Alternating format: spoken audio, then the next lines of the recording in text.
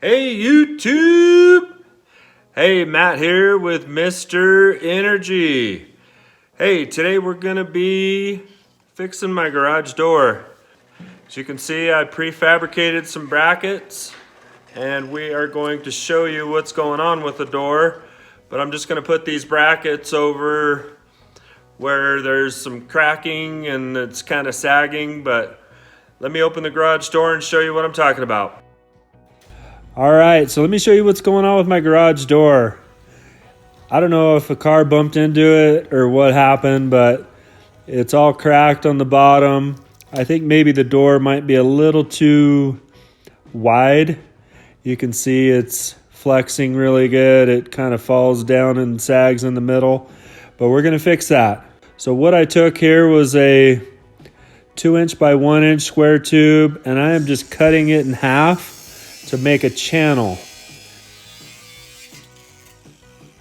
And I did some measurements. It's an 0.9 thickness on the wall thickness, which is sturdy enough, but it's also lightweight. And we've got 4 brackets fabricated here. We've pre-drilled the holes. One hole is a larger hole for the self-drilling screw to go through on one side, but then we've drilled a smaller pilot hole to allow for the self-drilling screws to grab onto on the back side. So we got little pilot holes on the bottom and then just straight through on the top. So hopefully this does the trick.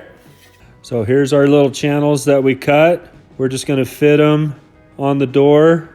They slide on really nice, and these screws were actually pretty easy to drill through, and they threaded really good on the back side. Nice and tight.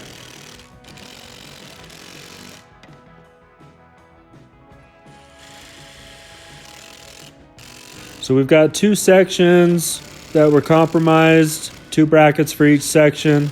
Once we fabbed everything, it took about 5 minutes to screw these brackets to the door.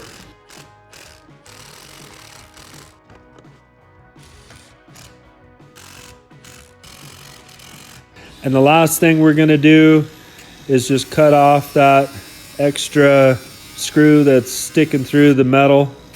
That way nothing sharp pokes anybody.